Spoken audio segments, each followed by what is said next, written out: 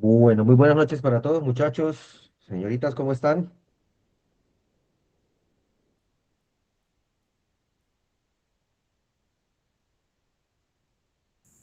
Noche, profe. Buenas noches, profe. Excelente, gracias a Profe, Dios. profe, buenas noches. Fernando, Sergio, buenas noches para todos.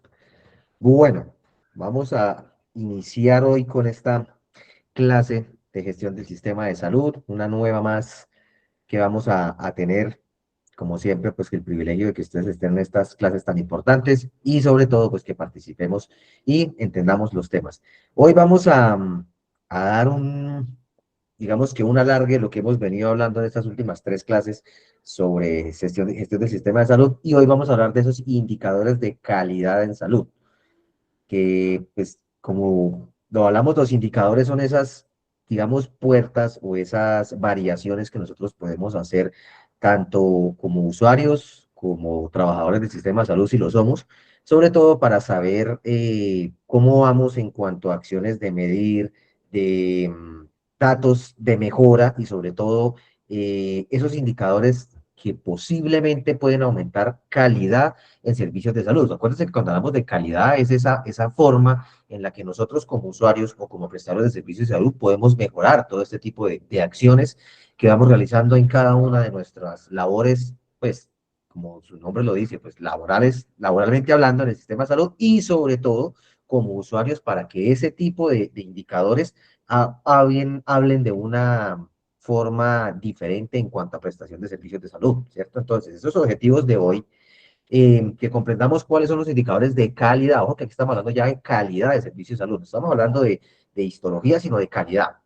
Identificar cuáles son los principales indicadores de medición en cuanto a la prestación de servicios de salud a los usuarios, cómo podemos interpretar esos datos que vamos recolectando mediante estos indicadores y obviamente que estos datos que se recojan siempre vayan dando como esa pauta de mejoría en cuanto a los procesos que se realizan en servicios de salud. Importantísimo que cada uno de los que ya labora, los que estamos en la clase que ya laboran esta parte, pues pongamos en práctica o vayamos como haciendo ese análisis de medición de lo que vamos teniendo en cada uno de estos, pues de estas situaciones como tal. ¿Listo? Entonces, muchachos, como siempre, participativos en la clase, los que quieran aportar, quieran decir algo referente a esto, hacer cualquier tipo de introducción, ustedes saben que con muchísimo gusto y para que hagamos la clase mucho más amena en cuanto a este tipo de situaciones.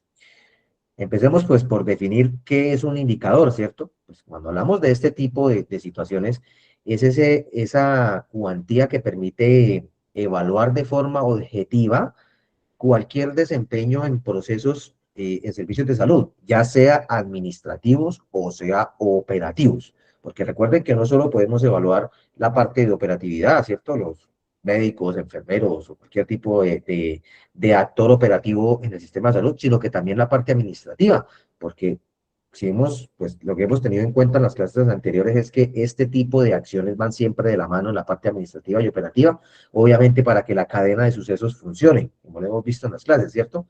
Entonces, esos indicadores, pues, medir, obviamente cuantificar la realidad de lo que se está haciendo mediante un proceso numérico, comparar frente a otros estándares, otros países o otras acciones que ya habíamos hecho anteriormente. Ese análisis de todo lo que se pueda desviar o todo lo que se esté realizando de una manera errónea o correcta también, ¿cierto? Y si se está haciendo de una manera incorrecta, que se tomen las acciones necesarias para corregir. Todo lo que se mide difícilmente, lo que no se mide difícilmente puede mejorarse. Y recordemos, muchachos, que hoy en día nosotros ya no somos el empleado de tal, sino un número que va a tener una, digamos que una medida o un calificativo de si estamos realizando bien el trabajo o no estamos realizando bien el trabajo. Entonces, hoy en día todo es medible en cuanto a situaciones, porque siempre va a haber un análisis en cuanto a este tipo de situaciones de lo que nosotros estamos realizando en nuestra labor. ¿Sí? Todo este tipo de cosas han cambiado y pues por eso este tipo digamos, de clases es importante tener en cuenta porque hasta para nosotros mismos, evaluativamente hablando, nos puede servir en cuanto a actuar laboral, estamos hablando, ¿cierto? De aquí me recuerdan quienes trabajamos en el área de la salud, más o menos como para tener una idea. Creo que Sergio trabaja en el área de la salud o Profe, sí, bombero de Medellín. bombero de Medellín. Yo también creo que trabaja en la parte de la salud, si no estoy mal. Sí, profe, yo soy voluntario socorrista de la Cruz Roja. Muy bien. Entonces, varios sabemos aquí. Angie, si no estoy mal, Angie trabaja en la parte administrativa. ¿Me recuerdas, Angie García? Sí, señor. Ah, muy bien. Entonces, aquí vemos de parte y partes. Asdrúbal también, ¿cierto? Sí, profe, voluntario de la Asdrúbal. Defensa Civil. Muy bien. Wilmer, obviamente Wilmer también trabaja en la parte de la salud, ¿no? Listo. Entonces, aquí estamos Sí, hablando profe, entre personal que entendemos muy bien de qué estamos hablando, ¿cierto? Y así como somos personal de salud, sea administrativo, sea operativo o en este tipo de situaciones, pues todos hacemos parte de una cuantía o de una medición referente a desempeño laboral. Esto es muy importante tener en cuenta. Si hacemos bien las cosas y las hacemos mal, pero todo va a tener una medición referente a este tipo de situaciones. ¿Nos ibas a decir algo, John? Sí, profe, pero es que, bueno, digamos, ya vamos a ahondar la clase, pero pues ya hemos venido viendo estas clases, pero entonces, ¿cómo hace uno, profe, si uno está cansado de decirles? En el centro comercial están haciendo un trabajo de permeabilización, ciertos personajes y uno los ve sin guantes, sin careta. Es más, están utilizando las pipas de gas para el calor y se sobreentiende que deben de tener por fuerza mayor dos extintores y no los tienen. Entonces, ¿cómo hace, profe, uno para, mejor dicho, uno ya está cansado de decirles y la señorita de salud ocupacional en el trabajo, pues uno le dice, mira, Helen, esto aquí, esto allá, porque pues finalmente si hay un evento de un trabajador de esos que se lesione, qué sé yo, que se caiga, que se lacere, que haya Mm. una quemadura, pues finalmente me va a tocar a mí. Entonces yo creo que siempre, o sea, mientras uno minimice los riesgos, pues menos va a ser el riesgo, valga la redundancia. Pero entonces uno cómo hace, profe, ahí si la gente no quiere hacer caso. Complicado porque eso ya es un tema muy netamente administrativo, como usted dijo, de seguridad en el trabajo. Ahí pues, ojalá Dios quiera que no les vaya a pasar nada, porque como usted es el único que atiende los casos ahí, pues imagínese la situación de chicharrón que se le va a presentar ahí, Dios quiera que no sea así, que todo salga bien, pero pues esto, precisamente en este tipo de situaciones, siempre es la prevención. Si se prevén, las cosas no van a suceder.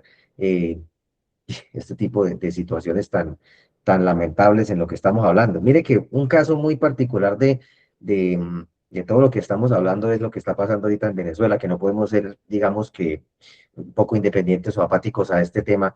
Y a mí me da esto, pues, mucho sentimiento. Lo que está sucediendo y yo me hago la pregunta. Desafortunadamente, en Venezuela la respuesta hospitalaria, digámoslo así, hospitalaria o la infraestructura hospitalaria es totalmente deprimente, no porque no haya, sino porque no hay cómo, ni hay con qué atender. Y para este tipo de situaciones como la que se está presentando en Venezuela ahorita es donde la respuesta es fundamental. Me hago yo la pregunta y le hago la pregunta a ustedes.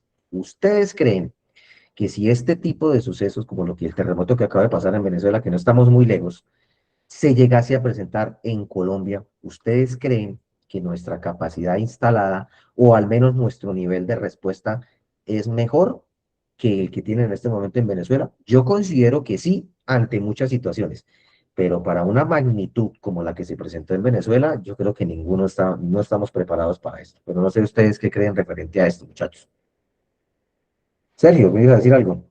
profe, sí, está muy interesante esa pregunta, ¿cierto? Todos sabemos, para nadie es un secreto que el sistema de salud de Venezuela está llevado pues por el gobierno que lleva tantos años desangrando el país, ¿cierto? Sistema socialista que no Sí. funciona, pero ante un sismo debemos de tener en cuenta que los sismos por lo general desbordan la capacidad operativa y de respuesta de cualquier país. Y lo hemos visto en ¿Mm? países muy desarrollados, Japón, donde sí ha visto intervención de otros países, porque la verdad es que cuando hablamos de cifras, por ejemplo, de 50.000 personas desaparecidas, 3.000, 4.000, 5.000 personas lesionadas, créame que no hay sistema de salud que esté preparado para esa cantidad de No. personas. Y si hablamos del tipo de lesión que se puede presentar, que por lo general son traumatismos graves, que muchos se van a ir de UCI, una cantidad de procedimientos, entonces uno siempre se va a quedar cortito. Digamos que aquí podríamos tener mayor capacidad para responder inicialmente, pero en cuanto al sistema de salud nos pasaría lo mismo, se vería desbordado. Y pasó en México, cuando ocurrió el terremoto de Exacto. México, eso era un caos total también. Sí, total, total. Yo digo, yo creo que nosotros, digamos, en capacidad eh, de conocimiento, de atención de este tipo de situaciones, quizá tenemos un poco más de, de tiempo, de respuesta en cuanto a atención inicial de víctimas, digámoslo así, o estabilización de víctimas, pero ningún país está capacitado para algo tan impresionantemente grande como lo que pasó ahorita en Venezuela. Es que yo todos los días veo y tengo muchos amigos que han muerto y conocidos con los que he trabajado que están allá en esta situación y la verdad es que es extremadamente lamentable por este tipo de situaciones. Digamos que nuestro sistema de salud, no por capacidad económica, digámoslo así, sino por robustez de atención, estamos un poco más preparados para este tipo de situaciones. Pero la verdad, como dice Sergio, ningún país va a tener una capacidad instalada para semejante magnitud tan impresionante. Y lo otro que me pongo yo a pensar es nuestras estructuras. De construcción en Colombia están por fuera también de todo tipo de, digamos que de sismicidad y va a pasar lo mismo, eso va a ser un efecto dominó, va a haber muchas estructuras que van a colapsar y va a haber mucha gente que Dios no quiera que eso llegue a suceder porque la verdad no tenemos estructuras que vayan a aguantar semejante magnitud de movimiento como lo que pasó en Venezuela, es que el movimiento fue bastante fuerte y se ve en las imágenes y esos edificios, efecto dominó para abajo. Y hay cuántas personas. Yo no me imagino la cantidad de personas que debe haber ahí metidas. Pero bueno, continuemos ahí con esta parte, sino que quería como poner en contexto esto, pues ya que es importante tener en cuenta y lo que dijo yo ahorita digamos que la prevención de este tipo de situaciones.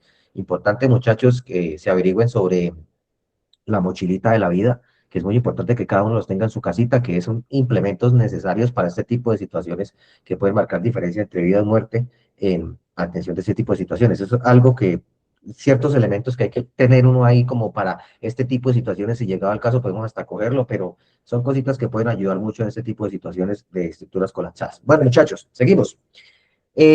¿Por qué son importantes estos indicadores? Primero, porque se detectan problemas, ¿cierto? Si nosotros reportamos, si nosotros hablamos, si nosotros identificamos cierto tipo de situaciones, fallas, aglomeraciones de cuello de botella en la atención, o en el tipo de situaciones en las que nosotros trabajamos, detectamos ese tipo de situaciones, pues obviamente este tipo de situaciones deben tener algún tipo de reporte y sobre todo que están afectando directamente a los pacientes, ¿cierto?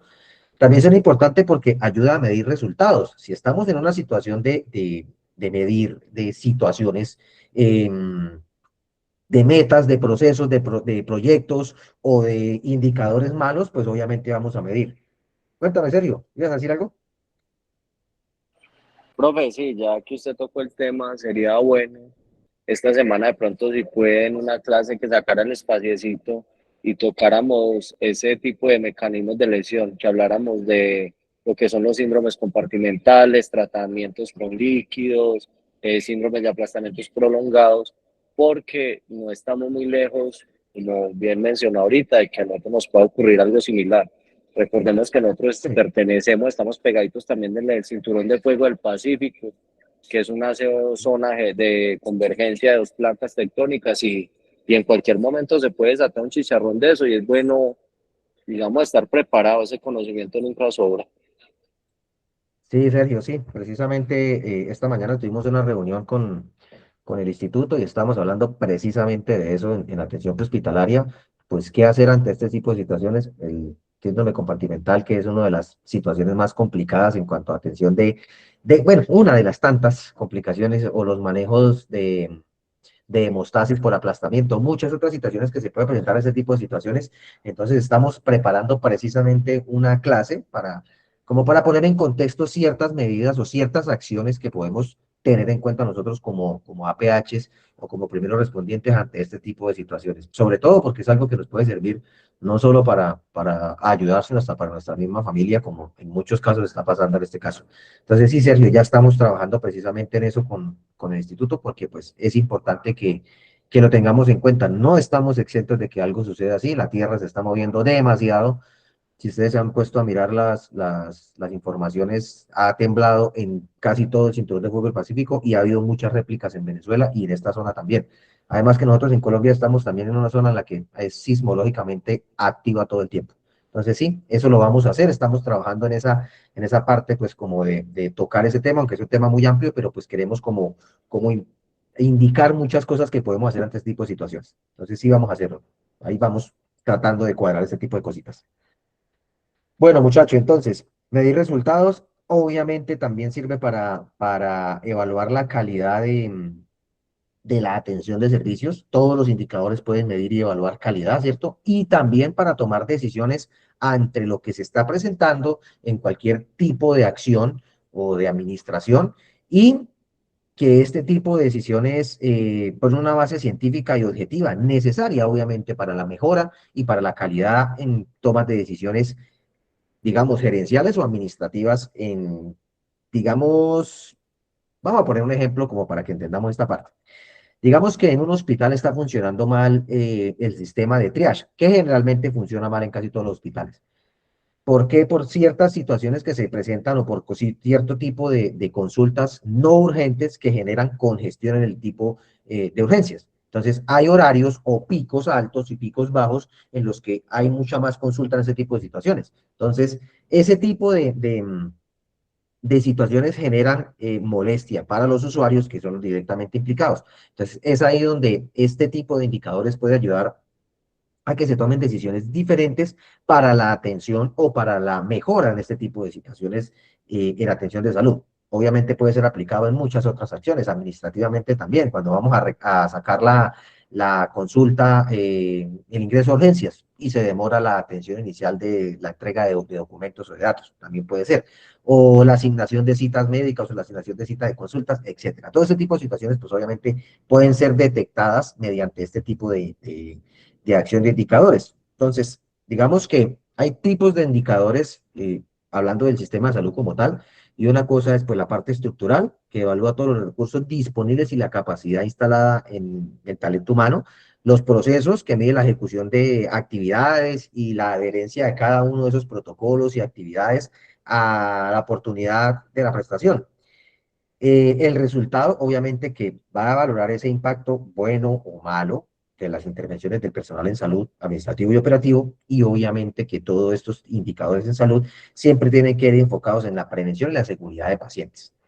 De ahí es donde depende todo este tipo de, pues, de acciones o de situaciones referente a los indicadores, sobre todo la parte de los resultados y seguridad, porque si vamos a hacer una evaluación de lo que nosotros realizamos como trabajadores de la salud, siempre tiene que estar enfocado en mejora. Recuerda que aquí estamos hablando de calidad, ¿no? Calidad en servicios de salud, calidad en la prestación de servicios administrativos y calidad en los servicios operativos que estamos presentando a cada uno de de los pacientes como tal. Vamos digamos que a desglosar cada uno como para que entendamos qué tipo de situaciones o qué algunos indicadores de evaluar. Digamos que en estructura, hoy en día, no en todo el país, esos recursos físicos denotan una mejoría en muchos aspectos. No sé en todas las situaciones del país, pero sí obviamente hemos visto la mejoría en cuanto a estructuras físicas, hablamos hospitalarias y clínicas, porque la habilitación de servicios de salud obliga a las empresas a que cuenten con unos requisitos mínimos, como lo hemos venido hablando, ¿cierto? Entonces esos recursos físicos han cambiado mucho de situación. Mejores instalaciones hospitalarias, laboratorios, mejores consultorios, etcétera, ¿cierto? En los equipamientos médicos, obviamente también se ha visto una mejora también por la habilitación de servicios de salud, porque ya se obliga a las empresas a que haya una, digamos, reposición de equipos, sino que continuemos con esos equipos como antes, que eran obsoletos y que ya arcaicos y que en muchas situaciones no se daban, ¿cierto? Y también este tipo de evaluación de estructura en el talento humano han mejorado mucho también en muchos aspectos. No en todos, porque aún se presentan muchas situaciones, digamos que de fraude por parte de personal no capacitado, no entrenado, que aún sigue prestando servicios de salud. No sé por qué, pero aún.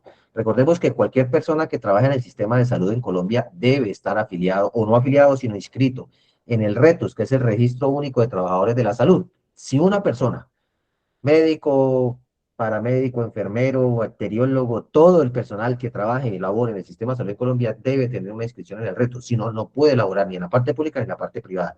Esto también, o esta parte de retos también ayudó mucho a esa falsificación de títulos, porque antes usted presentaba esos títulos falsos y le daban una, digamos, una tarjeta profesional, ¿cierto?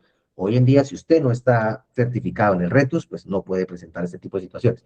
Que se presenten o no se presenten situaciones aún de fraude, pues eso ya depende de muchas secretarías de salud, ¿no? Pero pues digamos que esto ha mejorado mucho en cuanto a este tipo de situaciones. Cuéntanos, Sergio. Profe, ahí me sale una duda muy grande y quiero que usted de pronto me la resuelva. Si nos vamos a pegar a la norma, ¿cierto?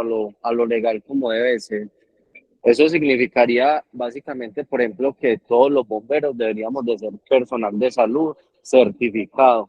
No solamente tener pues el curso de formación de bomberos, sino demostrar competencias en atención de pacientes, ya que directa o indirectamente el trabajo de nosotros es sobre las personas, ¿cierto? Sí, claro, Nosotros estamos claro. en los accidentes, en las emergencias médicas, en los rescates, la gente siempre va a necesitar asistencia y pienso yo, considero pues que si nos fuéramos a pegar a la norma, nosotros todos deberíamos estar certificados como mínimo como auxiliares de enfermería. Sí. Esta normatividad, digámoslo ahorita, va a entrar en vigencia una nueva norma, como les conté en clases pasadas a los muchachos, la resolución 3100 va a modificar en cuanto a habilitación de servicios de salud para prestadores de servicios de ambulancias o de atención inicial de urgencias, va a indicar que las personas que van a trabajar en la parte de atención hospitalaria en ambulancias o atención de APH, como mínimo deben ser auxiliares de enfermería como mínimo. Pero hay algo, Sergio, que son los entrenamientos de instituciones como Bomberos, Cruz Roja y Defensa Civil, que avalan procesos de entrenamiento y reentrenamiento para ese tipo de personal que, a pesar de que no sean profesionales de la salud, pues tienen un entrenamiento diferente en este tipo de situaciones. Eso se está, digamos, como coordinando para la atención de este tipo de situaciones, pues obviamente bomberos y este tipo de situaciones cambia ciertos aspectos. Profe, sí, es que yo se lo digo porque digo, yo ya llevo más de 10 años en este cuento y me Ujú. encanta pues mi trabajo, me encanta mi profesión. Para mí nunca ha sido un trabajo. Yo creo que en 10 años yo nunca he ido a trabajar, que siempre he ido a hacer lo que me gusta. Pero soy consciente de las falencias que existen actualmente y tristemente hay mucho personal con una capacitación muy bajita en las calles haciendo procedimientos demasiado malos. Y hoy en día con Sí, las redes sociales que nos damos cuenta, ¿cierto? Entonces uno sí, debe ser total. consciente que en su gremio se ven cosas muy malucas. Entonces yo diría es que la salud de la gente es demasiado importante, con eso no se puede jugar. Y yo me pongo un uniforme de bombero y me estoy poniendo una responsabilidad encima y yo debería de tener o sea, las capacidades, las cualificaciones para poder prestar un servicio y no lo que se hace muchas veces, que es entre el mismo cuerpo bombero, el departamento de capacitaciones, sacar unos certificados chimbos de primeros auxilios, solamente por medio cumplir. Entonces, y Por eso cumplir, siempre exacto. lo he criticado, ¿cierto? Digamos que por eso en estos momentos nos pusimos la tarea de estudiar y de certificar esas capacidades, para uno ir marcando pues como la diferencia y llegar a un nivel, por ejemplo, como de Estados Unidos, donde los bomberos son personal casi todos, la gran mayoría personal de salud también, paramédicos registrados, nada empírico. Exactamente. Así debería ser muy bien. Mao, ¿nos ibas a decir algo? Sí, profe, muy buenos compañeros. Referente a lo que dice el compañero Sergio, pues es que una cosa es estar en ciudades y otra cosa estar en pueblo. Yo soy bombero voluntario y pues realmente aquí si el alcalde no da contrato no hay plata y no hay capacitación. Y una Sí, capacitación cuesta y una formación cuesta. En una ciudad, pues realmente es más fácil todo, todo se adapta a las necesidades y el cuerpo de bomberos son oficiales, no son voluntarios. Muchos son oficiales. Y pues en los pueblos, desgraciadamente, nosotros nos regimos es a ser voluntarios, solo voluntarios. ajá, Si el alcalde quiere dar las regalías, las da y funcionamos por 4 o 6 meses y se acabó la plata y se acabó bomberos. Y hasta que no haya más plata y volvemos a empezar. Sí, digamos que muchas situaciones, en la parte de bomberos, yo también soy voluntario en los bomberos, pues cuando hay situaciones de emergencia, yo les colaboro mucho en esa parte de coordinación logística o de atención de pacientes en mi pueblo, cuando estoy, ¿no? Pero sí, es esa parte, digamos que eso lo hace uno más por vocación que por cualquier otra cosa. Ya que sea una carrera profesional, digamos, como Sergio, que ya es como 10 años como bombero oficial, me imagino que debe ser Sergio. Sergio, eres oficial de bomberos, ¿no? O sea, bombero oficial. Sí, profe, de bomberos oficiales, pero estuve mucho tiempo en un cuerpo de bomberos voluntario también. Entonces, por eso es que hago pues ahí como la acotación, ¿cierto? Ujú. Antes de ser Sí, oficial, fui muchos años un bombero de un cuerpo de bomberos voluntario y digamos que eso es como lo que yo pienso, por ejemplo, que debería de ser. Y a uno deberían apoyarlo, porque uno está exponiendo su vida, pone su trabajo, pone su tiempo, pone su plata, y ahí es cuando uno ve, por ejemplo, una dirección de bomberos que no sirve para nada, que en vez de apoyar a las unidades a salir adelante, se metes por otro cuento a gastarse la plata en cosas que no debería de ser.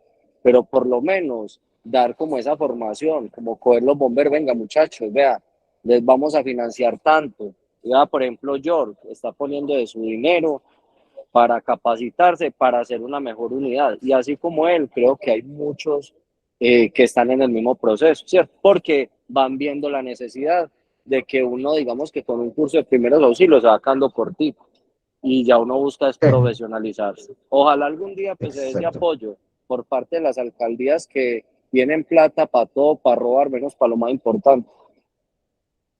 Ay, mire que lo que estamos hablando ahorita, precisamente en este tipo de situaciones de desastre, es donde este tipo de acciones bomberiles como usted, Defensa Civil y primeros respondientes son los que van a marcar la diferencia en este tipo de acciones. Bueno, vamos a darle paso a Yori y continuamos la clase. Cuéntanos, Yori.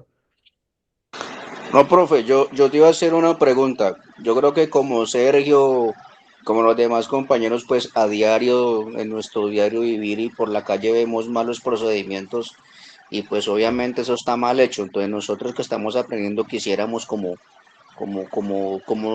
digamos, ser 25 Sergios o 35 George.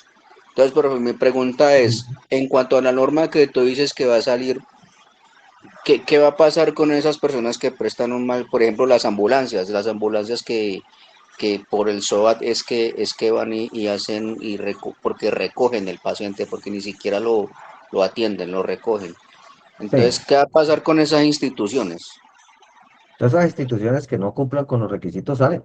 Todas esas instituciones hacen, pues por lo menos yo voy a poner un ejemplo en mi zona en Bucaramanga. Bucaramanga era un desorden increíblemente grande, aún hay un poco de desorden de tipo de atenciones y veíamos personal que no contaba con ni la mínima capacitación manejando ambulancias o digamos manejando o conduciendo ambulancias porque ni siquiera conductores eran y esto se reguló y digamos que se movió mucha parte y mejoró mucho el servicio. Y esto precisamente es lo que se está tratando de hacer en muchas situaciones. Cali en este momento en Colombia, como hablábamos en una clase pasada de APH, es la ciudad en la que más se presentan situaciones lamentables. En muchas otras situaciones. Bogotá también, sí, el sistema de ambulancias de Bogotá, aunque hay errores, pero el sistema de ambulancias de Bogotá es muy bueno. Tuve la oportunidad de, digamos, el desfortunio de estar en un accidente involucrado con unos amigos en moto y nos atendieron unas ambulancias de Bogotá. Uf, en serio que el tiempo de respuesta y la forma en la que se atienden los pacientes cambia. Entonces, la idea es que este tipo de procedimientos se apliquen para todo tipo de atención en el país. Pero para responder a la pregunta, George, con la nueva actualización de A3100, la habilitación de ambulancias, o atención prehospitalaria, hablando, sea para hospitales, clínicas o empresas privadas, esto va a cambiar y va a mejorar muchísimo para muchas situaciones, empezando hasta por los vehículos, porque van a salir de circulación muchos vehículos que no cuentan con las condiciones mínimas para poder transitar como ambulancia.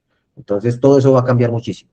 Bueno, muchachos, continuamos entonces. Decía ahorita el compañero Elkin, que la estructura, en la parte de estructura, cómo se atiende el paciente, claro, la idea en el tipo de estructura también, y digamos que entraría más con la parte de procesos, la calidad de atención del paciente. También es un indicador de medición, ¿cierto? Hoy en día uno, eh, digamos que hoy en día todos los indicadores de atención de pacientes o los que tenemos que ver con la atención de pacientes, tenemos que, pues obviamente, tener una calidad de atención diferente a la que había antes. Aún se presentan muchas cosas, pero este tipo de situaciones ha mejorado mucho.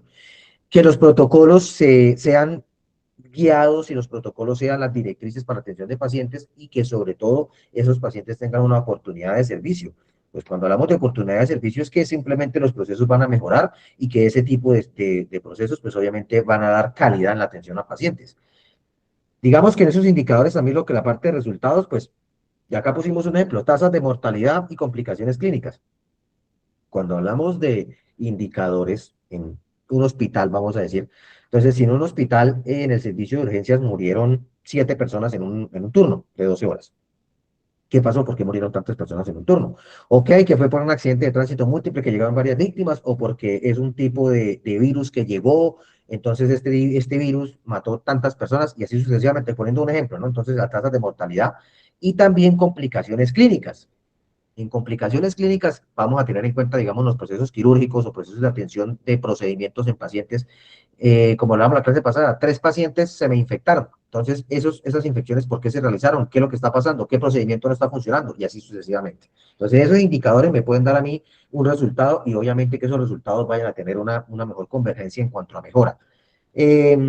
Porcentaje de regresos hospitalarios no programados. Cuando hablamos de regresos hospitalarios son las personas que reconsultan. Se fue en la mañana por un dolor de estómago y volvió en la tarde por el mismo dolor de estómago, porque no le pasó de la acetaminofén que el paciente le dio y que el doctor le formuló acetaminofén al paciente no sirvió. Entonces, ¿qué es lo que está pasando? ¿Por qué el paciente reconsulta y por qué no se le puso atención en la primera consulta al paciente? Entonces, este tipo de reconsultancia también genera congestión en el servicio de salud. Y obviamente el nivel de satisfacción, experiencia del usuario. Hoy en día, todo paciente que sale de una institución pública o privada le hacen un cuestionario de satisfacción. Si usted como paciente no lo realizó, exíjalo, porque esto va a mejorar mucho la atención que usted reciba en un sistema de salud. Y esto es norma. Si no le pasan el cuestionario es porque lo están llenando los enfermeros y los médicos. Entonces tengan mucho cuidado con ese tipo de situaciones, porque la atención de salud depende también del usuario. Si el usuario no reporta, o no hace el cuestionario, tanto familiar al usuario, pues no va a haber un reporte y estos indicadores pues van a quedar nulos. Y por último, en seguridad, pues obviamente la incidencia de esos eventos adversos y errores médicos o de procedimientos, que obviamente va a dar indicador de mala praxis o de malas situaciones, malos diagnósticos, etcétera. Las tasas de infecciones en la atención de salud, en las IAS, infecciones adquiridas en atención en salud, lo que hablábamos de las situaciones que se presentan recurrentemente en cuanto a procedimientos. Un paciente que lo operaron de la rodilla se le infectó la rodilla y 2 días después otro paciente que operaron del fémur también se infectó y 3 días después otro paciente que también operaron por un codo también se infectó. Entonces algo está pasando. ¿O qué está pasando con los medicamentos que están suministrando, que no están haciendo la adherencia al tratamiento, etcétera? Muchas situaciones que también dan inseguridad en cuanto a la atención de pacientes clínicamente hablando. Y también en seguridad, pues la frecuencia de caídas, situaciones, eventos adversos que se presentan en la atención de salud que generan riesgo para pacientes, caídas, situaciones de que se cayeron en el baño los pacientes porque los baños tienen un piso liso, etcétera, tipo de situaciones así. Y úlceras por presión, para los que no los conocen, las UPP, úlceras por presión, son esas llagas, para que entendamos en todo el dialecto, no todos somos de salud, o esas heridas que se hacen por presión del cuerpo cuando las personas que están postradas en cama o que tienen una patología hospitalaria de larga instancia hospitalaria y todo el tiempo están acostadas, se generan unas úlceras de presión o unas heridas porque la persona permanece mucho tiempo en la misma posición y esas posiciones hacen que la piel en ciertos puntos estratégicos del cuerpo muera y se generan unas úlceras que son esas llagas que se vuelven hondas, que llegan hasta el hueso, que son situaciones bastante complicadas y que son de ambiente hospitalario y que generan obviamente reportes en eventos en pacientes. Y esto es porque simplemente el paciente no cambia de posición cada 2 horas, que es lo que se debe recomendar, o no lo que se debe recomendar, sino lo que se debe hacer en la atención hospitalaria de pacientes. También pacientes postrados en cama que encuentran en muchas situaciones de este tipo de situaciones. Entonces, muchachos, en indicadores, digamos que es como este rango de lo que constituye los 4 indicadores, pues evaluar en salud. ¿Y cómo se construye un indicador? Pues obviamente primero se define pues con claridad absoluta cuál es el indicador que vamos a medir. Entonces, que vamos a medir cuántos pacientes ingresaron en urgencias por gripa. Entonces, ese es el indicador. Establecer en fórmula, pues obviamente se establece el numerador, un denominador y el factor de multiplicación. Pues, cuántos ingresaron, cuántos se recuperaron, cuántos quedaron hospitalizados y así sucesivamente.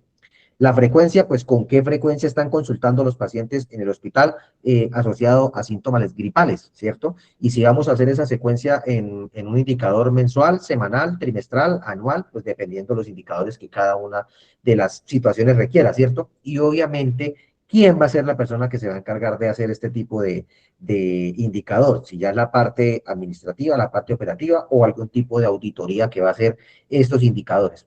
Ponemos un ejemplo como tal, como el que acaba de poner, pero obviamente el indicador puede ser para cualquier persona. Digamos, en el caso de Sergio, que trabajan los bomberos, ¿cuántos casos de incendios atendieron en el año en el cuerpo de bomberos en el que trabaja Sergio? O en el caso de Mao, en el hogar en el que trabaja, ¿cuántos pacientes tuvieron algún proceso infeccioso en el mes por infecciones derivadas de las respiratorias? Así sucesivamente, que son indicadores en los cuales podemos, digamos, que hacer una construcción de todo lo que tiene que ver con atención. Entonces, estos indicadores simplemente ayudan a que la mejoría en servicios de salud se dé de una manera diferente. Dice en el chat el que increíble que le hagan el paseo al paciente de accidente de SOAT por la cuota que le dan a la tripulación.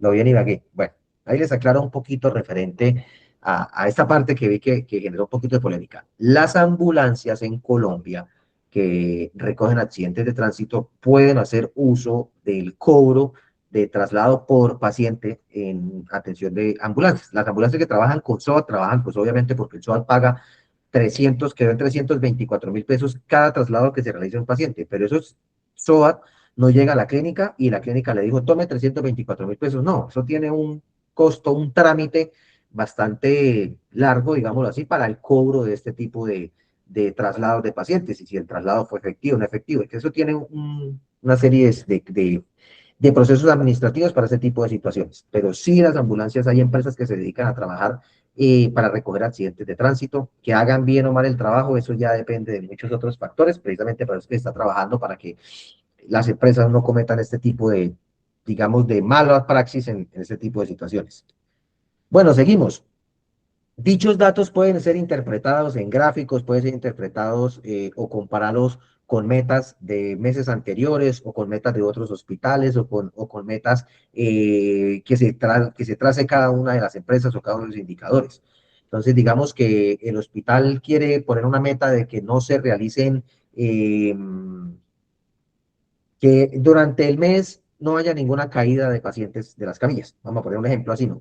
Entonces, la meta es cero accidentes. Si se presentó, si no se presentó, por qué se presentó y ese tipo de indicadores. Comparado con resultados anteriores, obviamente, si el mes pasado duró 3 caídas, ¿cuántos hubo este mes? Eh, ¿Qué estándares nacionales hay referente a este tipo de situaciones? Entonces, hay hospitales que no presentan ninguna caída de pacientes en las camillas en el área de urgencias porque implementaron la seguridad de barreras mucho más altas o porque los pacientes que llegan al servicio de urgencias tienen un acompañante 24/7 y esto genera que el paciente no se caiga de la camilla, etcétera. Y pues obviamente los análisis de tendencias de cada una de estas situaciones. Entonces la tendencia es que se están cayendo 3 pacientes en el mes. ¿Y por qué esa tendencia se da? ¿Será porque el piso está malo? ¿Será porque los pacientes quedan en declive y se van de cara? ¿O será porque estamos clasificando mal los pacientes que sí tienen riesgo de caída con los que no tienen riesgo de caída, etcétera? Entonces, como para que entendamos, todos los datos tienen un valor cuando se analizan y se convierten en información estratégica. Si solo recolectamos datos, si solo recolectamos información y no ponemos en práctica la información, pues prácticamente no se está haciendo ninguna tarea. La idea es que esos datos tengan una interpretación y que obviamente esos datos que se recojan referente a situaciones aplicadas a mi labor como tal, vuelvo y repito, puede ser administrativa o puede ser operativa, que esos datos tengan una interpretación para mejoría. Si es para desmejoría o porque nos estamos dando cuenta que estamos haciendo mal las cosas, pues que de alguna u otra manera esos datos que se recojan obviamente tengan una interpretación real, ¿cierto? Porque si no hay un plan de mejora para este tipo de situaciones, pues todo va a ser de la misma manera y va a seguir funcionando de la misma manera. Y yo creo que hoy en día ninguna empresa va a seguir como en la pues mala praxis o en la mala acción de que las cosas vayan de mejorando. Pues en el caso de Yor, como nos estaba contando ahorita Yor, no están poniendo en práctica muchas situaciones que a futuro pueden generar situaciones graves, hasta muerte de una persona por mala práctica en muchas acciones, ¿cierto? Y tenemos un caso más que específico, lo que nos estaba contando York, que simplemente no están utilizando los elementos de protección y que están haciendo mal uso de las acciones o no cuentan con los equipos necesarios para este tipo de situaciones. Ahí más que nada de lo que estamos hablando, pues tenemos un caso directo como el que está diciendo York y él está reportando York. Entonces el consejo para York es que se reporte a la administración este tipo de situaciones y que usted como responsable de la salud de estas personas está detectando que no están cumpliendo con los requisitos y esto va a generar, si Dios no quiere, una situación bastante grave.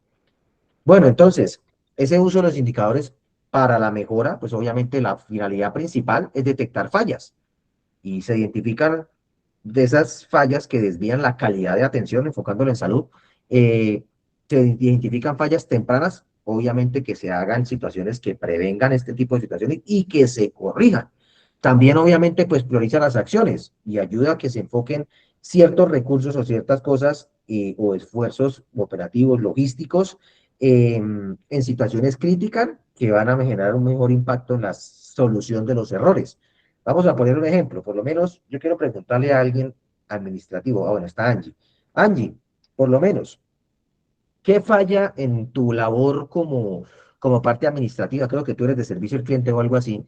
Digamos, ¿creerías tú que en tu labor podrían mejorar la atención en pacientes, digámoslo así, o en usuarios? Como para poner un ejemplo administrativo, Angie, no solo hablar de la parte operativa. ¿Cómo me puedes colaborar ahí? Profe, pues creería yo que orientar mejor al paciente Ujú. y en cuanto a la parte asistencial, muchas veces como el trato que tienen con el mismo paciente, Uy, sí. Sí, Angie tiene toda la porque razón. pasa mucho que pues van a urgencias y los redireccionan porque pues no presenta una urgencia como tal, aunque la persona crea que Ujú. sí. Pero es totalmente distinto cuando la jefe de enfermería les dice, no, es que eso no es una urgencia, señor, tiene que ir a pedir su cita, su EPS y ya, Sí. entienda. A que la jefe le tome los signos y diga, no, mire, señor, usted está muy bien de salud en este momento, pues aparentemente por los signos, lo que tiene que hacer es ir a su EPS, mire, madrúguese, pida una cita, dígale a su médico que usted tiene esto, eso, dígale que usted vino acá y el paciente se va contento. No lo atendieron, pero es muy diferente cuando es ese tipo de trato. Exacto. Lo que le quiero entender a Angie y que se presenta muchísimo en las atenciones de urgencias es el tacto que se debe tener ante la situación que el paciente consulta. No es, digamos, yo lo digo por conocimiento de causa, no es que mi labor en urgencia sea desviar gente para que no se me llene el servicio de urgencia, sino que se haga una atención inicial del paciente, al menos con una toma de signos vitales, y en un trato humano y digno en triage, se le diga al paciente que la patología por la cual está consultando no es un servicio de urgencia o para atender urgencias, pero se deriva para una atención de consulta o cita prioritaria. Sopese a que el paciente presenta una clínica respiratoria o gripal o cualquier otro tipo de situaciones. Es más cuestión de tacto. Y yo creo que aquí todos estamos de acuerdo en que la forma en la que le hablan a uno o lo atienden a uno va a marcar diferencia en la forma en la que uno va a reaccionar ante las situaciones. Yo creo que todos estamos de acuerdo en esta parte, porque obviamente es la forma en la que uno recibe el trato humano como tal. Y esa es una parte muy importante y gracias que Angie tocó el tema, es la humanización de los servicios en salud, porque muchas veces creemos que atender en salud es simplemente atender a las personas que realmente están enfermas y no es esa atención humana a las personas que van a una consulta por reconsultancia o porque se sienten mal o que no han tenido una educación de promoción y prevención adecuada para que no se congesten los servicios de salud. Entonces, digamos que el plan de mejora de Angie en cuanto a la experiencia de ella hablando, que tiene contacto con pacientes que van a la consulta y ella que lo recibe administrativamente, ese plan de mejora es eh, que el trato sea más humanizado en cuanto a la atención directa con los pacientes, digámoslo así, ¿cierto? Entonces, este sería implementar ese plan de mejora en lo que estamos hablando acá. Muy bien, Angie, muchas gracias por la, por el aporte. Eso precisamente es. Dice Elkin, estructura y recursos. Muy bien, exactamente. Es simplemente diligenciar esa parte de la diferenciación o la implementación administrativa y operativa de los recursos que tenemos disponibles. Por último, también en esos indicadores para la mejora es que esos resultados, digamos, pongamos el caso de Angie, resulta que cambiaron entonces a la jefe malgeniada y pusieron a una jefe con un poco más de talante humano y ya no hubo tanto reporte de incidencia en cuanto a inconformidad de los pacientes por derivación o por redireccionamiento a consulta prioritaria, porque la atención inicial del paciente fue que le tomaron los signos, le identificaron que no tenía una atención de urgencias para hospitalización o para atención directa en urgencias, y esto derivó que los pacientes tuvieron una mejor indicación y una mejor atención. Entonces, esos resultados dieron como beneficio que los pacientes no se quejaron 30 pacientes, sino que esta vez se quejaron 5, que no, quizá no entendieron pues la forma. Entonces, sí hubo un plan de mejora eh, y esto obviamente derivó a que se disminuyeran las quejas aportadas o dadas en la situación. Entonces, sí hubo un plan de mejora. Dice Elkin también que calidad es igual a atención segura, oportuna y humanizada. Exactamente. Cuando estamos hablando de calidad, que lo que estamos hablando ahorita es que si yo doy una atención de calidad, voy a recibir una compensación de calidad por parte de los pacientes o usuarios. Muy bien. Entonces, vamos a hacer un caso práctico, pues refiriendo a lo que estamos hablando ahorita. Listo. Entonces, tenemos el problema. Los tiempos de espera en la clínica Juanito están demorando mucho los tiempos de espera.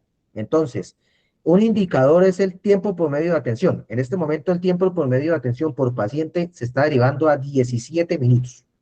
¿Sí? Entonces, hay 17 minutos en la atención de los pacientes, cada paciente, y tenemos un afluente de pacientes, de 50 pacientes en espera que se puede presentar. Yo creo que en la mayoría de las clínicas que llegamos a un servicio de triage hay una fila impresionante de personas, tanto que están en admisiones como los que ya están sentados esperando solo una consulta de triage. Listo, entonces ese es el problema. Recordemos la clase pasada, el PHVA, ¿no? Planear, hacer, verificar y actuar. Entonces, vamos a planear que en el caso de la clínica Juanito, los tiempos de espera están de 15 a 17 minutos por paciente, en solo a consulta de triage, ¿cierto? Entonces, eso está haciendo que se demore mucho. Entonces, el plan, digamos, acá dice que falta el personal en las horas pico. ¿Qué otro caso creen ustedes que se puede derivar o que puede estar haciendo que se estén demorando las consultas? ¿Qué creen ustedes? ¿Quién me puede ayudar? Digamos que acá es que falta el personal en las zonas pico, no hay sino una persona haciendo triage. Entonces, ¿qué otra cosa puede derivar que se me esté demorando? ¿Qué creen ustedes? ¿Quién me ayuda? Profe, a veces es la falta de herramientas del mismo personal. En donde estoy pasa que a veces la impresora se daña y las jefes cuando van a imprimir el papelito donde se redirecciona a los pacientes, tiene que mandarlo a otra área del hospital, tiene que ir hasta allá, hasta el fondo, esperar que la hojita salga, ir caminando, devolverse, y puede sonar algo bobo, pero eso hace que ella se retrase en la llamada de los pacientes. Imagínese usted, por una impresora. Angie, qué pena, ¿en qué parte trabajas? ¿En qué ciudad? Tuluá. Tuluá. Listo, entonces, en el caso de Angie, digamos, entonces, no, ya no es la falta de personal, sino que la impresora no está funcionando y la que toca irse a la jefe hasta la otra impresora y esto obviamente va a retrasar. Muy bien, entonces ya identificamos dos causas. Entonces, el plan que vamos a hacer, lo que vamos a hacer el plan es comprar una impresora nueva y que haya dos personas, no una sola, sino dos personas en la clínica haciendo el servicio de triage. ¿Listo? Entonces ya va a haber dos personas y el tiempo se nos va a disminuir. Si hay una persona que se está demorando y 15 minutos, con dos personas se nos van a demorar 7 minutos por paciente. Entonces vamos a mejorar en este tipo de situaciones. Creo que dijeron algo en el chat. En consulta externa puede haber un solo médico que está atendiendo, por eso la demora en atender a los pacientes. Exactamente. Estamos en consulta externa y citaron 60 pacientes para un solo médico. Es imposible que un solo médico atienda 60 pacientes y esto va a generar un caos total, porque se supone que en cada consulta es de 10 minutos y este tipo de situaciones ayuda o deriva a que se va a mejorar. Dice Angie que muchas veces tampoco es culpa del personal, exactamente. Muchas de las situaciones también dependen de la parte administrativa, porque si la parte administrativa no da las herramientas necesarias, pues la parte operativa no va a funcionar completamente y eso estamos totalmente de acuerdo. Listo. Entonces planeamos que hayan dos personas haciendo el servicio de triage y no una sola en las horas pico, y esto va a generar que se retrase de 15 a 7.5 minutos por paciente, porque ya hay dos personas. Y lo otro es que le vamos a cambiar la impresora al servicio de admisiones para que las jefes puedan recoger los papeles ahí, no tengan que caminarse todo el hospital. Listo. Hacer, entonces, que hagamos posible inmediatamente que ese triage se realice de dos personas y no de uno, y vamos a cambiar la impresora, y obviamente vamos a redistribuir esos turnos para que siempre esas dos personas estén haciendo el triage y no se siga congestionando el servicio de urgencias. Al cabo de una semana verificamos que esas acciones han dado una mejora, o sea, es decir, verificamos y sí, obviamente los tiempos bajaron no a 7 minutos, sino 9 minutos, pero sí ya bajamos mucho en este tipo de atenciones y por eso el servicio mejoró y las quejas bajaron también. Y los resultados son positivos. Obviamente vamos a dar un plan de mejora y vamos a capacitar mejor el personal para que esos planes siempre vayan a ser diferentes y no vayamos a volver a caer en la desmejora, sino que siempre vayamos a mejorar.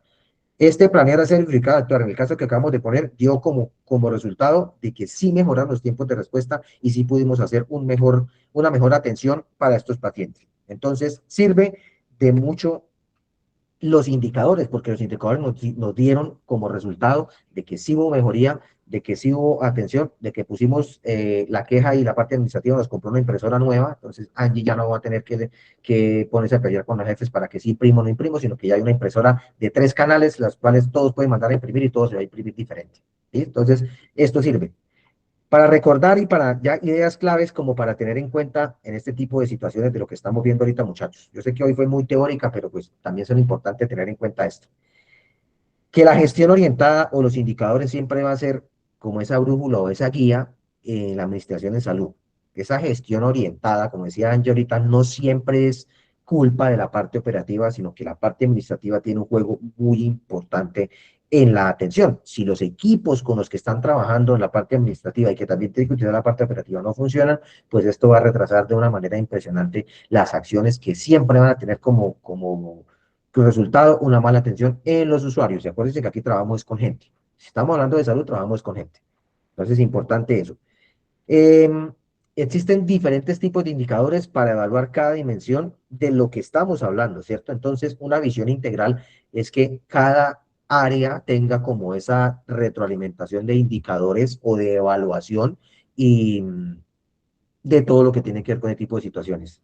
Dice Angie que cuando se cae el sistema, no, sí, ese cuentico, digámoslo así, eh, de que se cayó el sistema es por mala implementación. Hay clínicas u hospitales que aún manejan sistemas obsoletos completamente o los servidores hospitalarios o de cómputo son obsoletos y es una lentitud del sistema en cuanto a consulta de viabilidad, si están afiliados o no están afiliados, y esto es gravísimo en este tipo de situaciones. Pero le cuento a Angie que también la 3100, la norma actividad de habilitación de servicios de salud para cada uno de los eh, actores, está, digamos que, enfocando al software de cada uno de las instituciones, que sean software rápidos y que este tipo de situaciones no vayan a desmejorar. No quiero meterme en política, pero digamos que una de las propuestas ahorita en esta situación de mejora de servicios de salud es esta parte, la parte logística o la parte administrativa va a cambiar de una manera, si se dan las cosas como lo tienen planeado, porque la idea es descongestionar los servicios de salud referente a este tipo de situaciones. Bueno, decisiones objetivas, los datos transformados en información obviamente reducen la incertidumbre gerencial, y obviamente siempre va a tener ese tipo de situaciones que todos los datos siempre va a tener una incertidumbre en cuanto a decisiones administrativas o gerenciales hablamos, ¿cierto? Porque la idea es que esos datos mejoren, ¿cierto? Y obviamente que esa mejora continua puede medir procesos en el camino siempre a la excelencia operativa. Todos esos procesos que se puedan medir y se puedan mejorar siempre va a ser excelencia operativa, que los servicios que se estén prestando en cada una de las situaciones siempre va a tener una decisión directa al paciente en la parte operativa. Si mejoramos los servicios en la atención de urgencias, pues urgencias se va a descongestionar. Si mejoramos los servicios de facultades clínicas, obviamente eso también va a marcar una diferencia grande o abismal en cuanto a la atención de servicios de salud, ¿cierto? Y también la confianza Si unos servicios mejoran, esa confianza institucional fortalece también la parte transparencia, digamos que la información transparente y oportuna le va a dar confianza a los usuarios de que las quejas que están presentando, los reportes que se están haciendo o en la parte operativa se está diferenciando este tipo de situaciones, eso también va a marcar diferencia en que las personas van a confiar más en el servicio como tal del sistema de salud del que estamos hablando.